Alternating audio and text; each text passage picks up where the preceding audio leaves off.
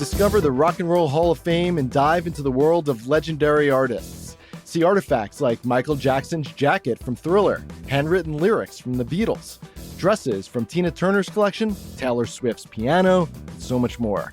And experience the Rock and Roll Hall of Fame's new SNL exhibit with iconic artifacts like the cowbell from Will Ferrell's skit, Garth and Wayne's Wayne's World outfits, and Sabrina Carpenter's outfit from her 2024 performance. For more information, go to rockhall.com/exhibitions/SNL-50-years-music.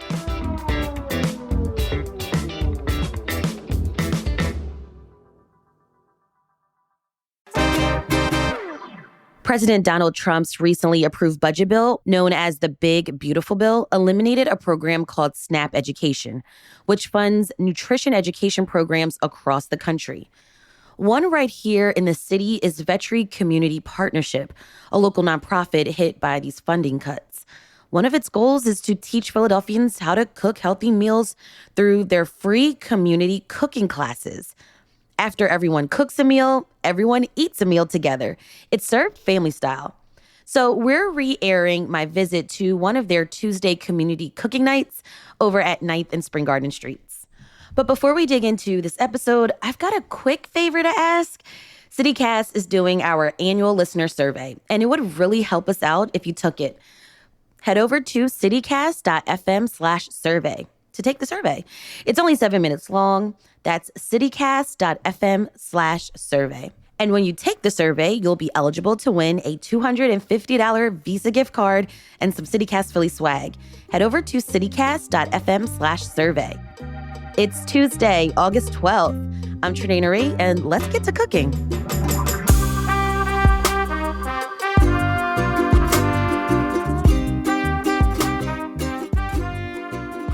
All right, not only am I rolling up my sleeves to cook tonight, I'm also talking with CEO Maddie Booth about their mission to teach Philadelphians the importance of learning to cook healthy meals. Is the meal always the same every cooking class?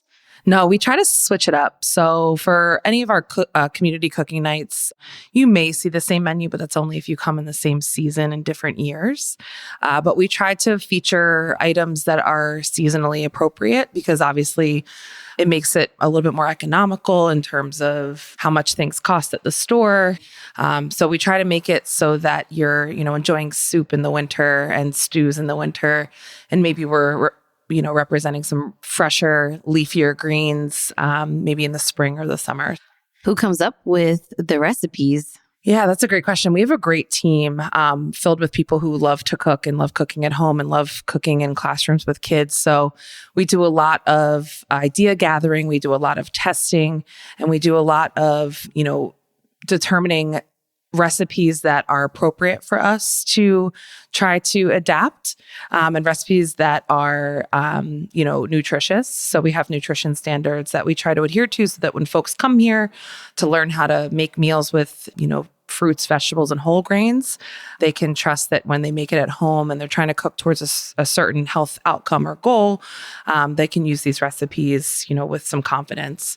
So our whole team really collaborates on this. And we have RDs on staff who help make sure that the nutrition requirements are met. What is an RD? A registered dietitian. So they are really the professionals of all things nutrition.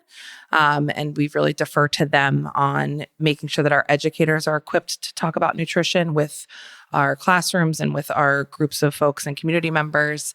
And we have a lot of chefs on hand to make sure that it's delicious, because that is really the end goal for all of Absolutely. us. And for us, we want delicious and nutritious to kind of hang out in the same arena, because we believe that that's the best way to live. Walk me through what the kitchen looks like. The kitchen is outfitted with enough space for up to 40 folks to cook. We have 3 ranges that are, essentially what you would find in a home. They're induction top burners.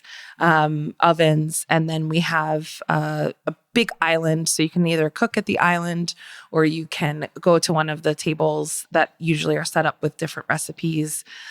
We often use skillets or griddles that we can plug in as well if there's not enough space at the island.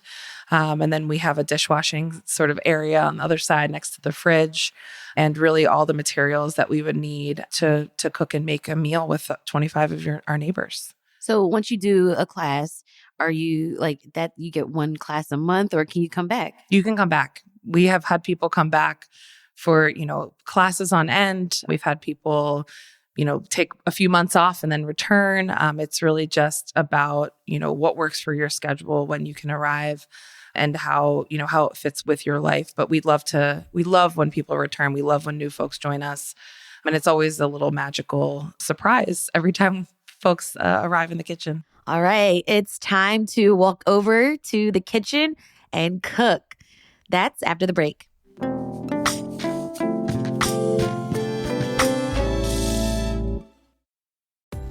Got any fun trips coming up?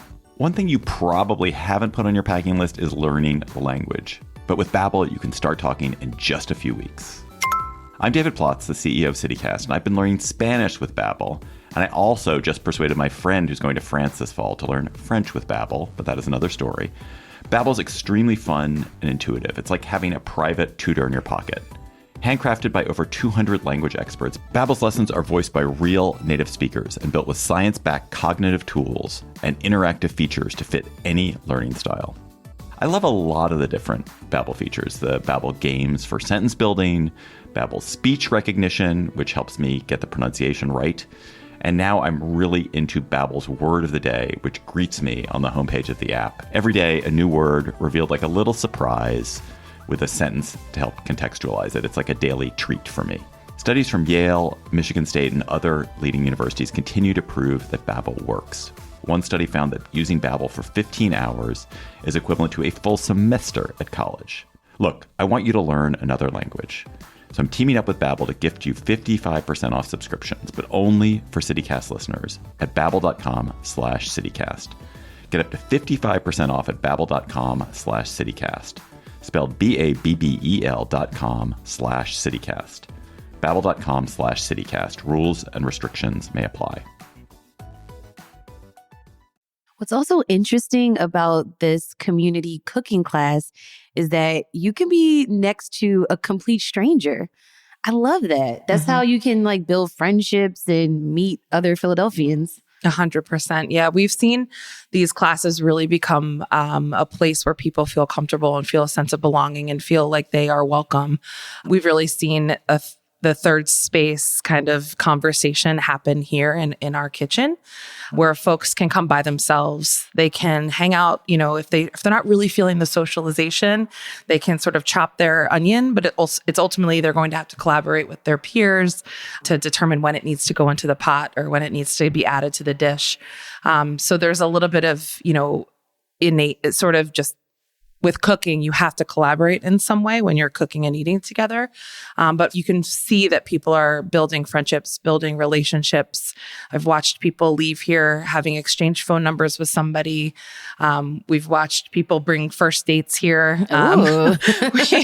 We've watched folks, engage with, people from wildly different backgrounds or age ranges or circumstances to, create a delicious meal that they can enjoy together. So yeah, it's often strangers. Sometimes we have some frequent flyers, but it's often strangers who, we hope feel welcome in this space to really be themselves, to bring their talents or learn new talents, and then ultimately enjoy a delicious meal with their neighbors. While I was cooking, producer Abby Fritz spoke with a father-daughter duo about some of the connections they've made at these cooking classes.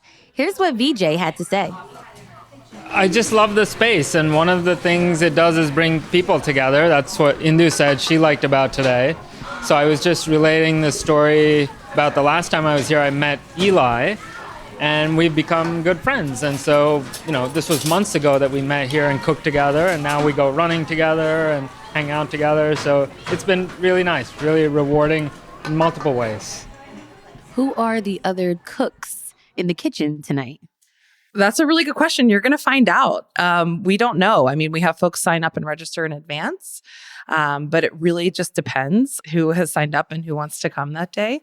Sometimes the classes register really, really quickly, but we always typically have, somewhere around 16 to 20 people who show up and are, excited to make a meal and enjoy a meal together. And it's also not their kitchen that's getting dirty. So I think that makes it a little bit of freeing for them. Do we all have to clean up after? I mean, that's ideal. We would love. And we actually do have some folks who only want to clean. That's a really interesting piece as well, where maybe they're here with their family and they're like, I stay at the sink. This is my contribution. And that's always welcome as well. But our team is also there to help support that effort. And it's a really beautiful space that folks can enjoy. It's set up so that you can enjoy cooking and you can enjoy cleaning and you can enjoy eating with your neighbors. Jeremiah came with his mom, Cynthia, who decided to start bringing him to these classes because he showed an interest in cooking. After we sat down and ate dinner, he said he's going home with a few new recipes in his back pocket. It was great. It was really nice. The mix of flavors, and it was a little sweet, it was a little salty, and it was great. I think my favorite thing was the mixed vegetables. I liked the garlic breadcrumbs. It crusted over the broccoli and cauliflower nicely. And I'd make the vegetables again. I'd try to make the bolognese again. I don't think I could get it just as good as it was. And I'd definitely try to make that cake again.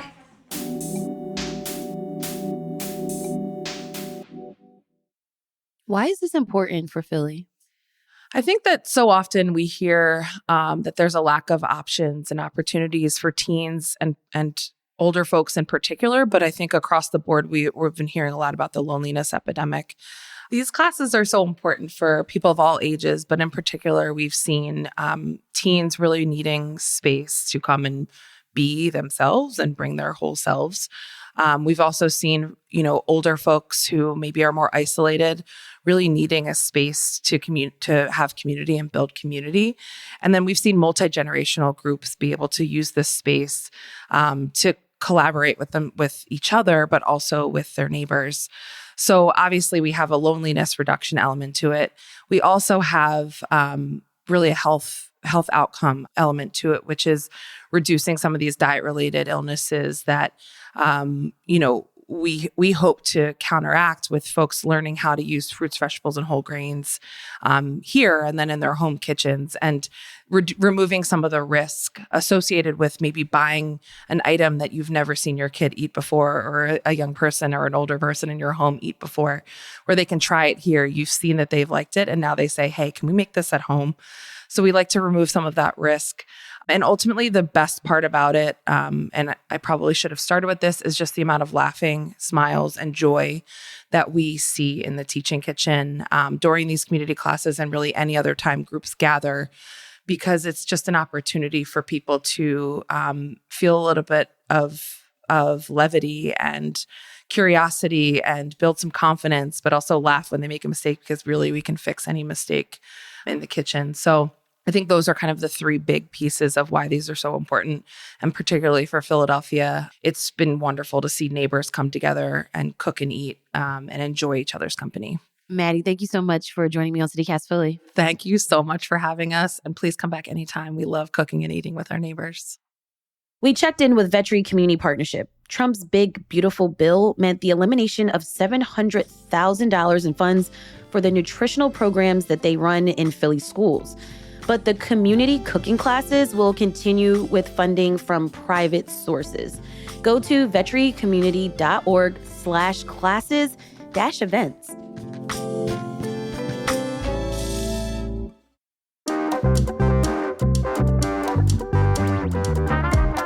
That's all for today here on CityCast Philly. If you enjoyed this episode about the free cooking classes at Vetri Community Partnership, register for a class.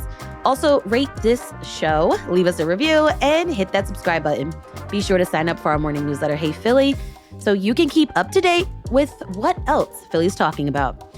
And don't forget, you can support the show and get great perks by becoming a CityCast Philly neighbor at membership.citycast.fm.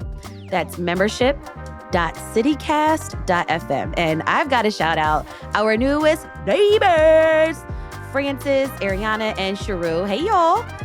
We'll be back tomorrow morning with more news from around the city. Bye.